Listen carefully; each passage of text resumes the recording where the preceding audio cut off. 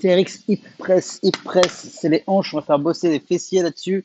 Il va falloir se placer avec des talons dans les sangles. Donc on a toute la longueur des sangles, les talons dedans, et il faut que les plantes de pied puissent appuyer sur les poignets. Tu vas en avoir besoin.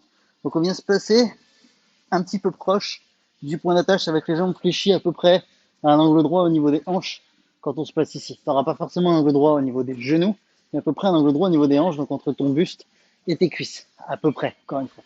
Si on veut plus de stabilité, ben on espace nos points d'appui au sol en écartant les bras notamment, paume de main au sol ou ouverte vers le ciel, peu importe. Si tu en veux moins, bah, tu resserres les bras, ou au contraire, tu enlèves même les bras du sol pour avoir plus d'instabilité puisque tu vas réduire ta surface d'appui au sol. Ici, on va venir appuyer à la fois avec les talons, à la fois avec les plantes de pied pour venir lever les hanches et aligner genoux, hanches, épaules. Et on redescend. On vient juste poser le bas du dos, on vient à peine prendre contact avec le sol, avec les fessiers, et on repart. Et on vient écraser. C'est exactement comme un bridge, hein, où on a les pieds au sol, on vient pousser dans le sol, sauf que là, on vient pousser dans les sangles, ce qui fait qu'il y a de l'instabilité, ce qui fait qu'on a beaucoup plus de travail de l'arrière des cuisses, des mollets, et beaucoup plus de gainage que si on était au sol, mais c'est exactement le même mouvement que ça. D'accord? Ça, t'as forcément déjà fait.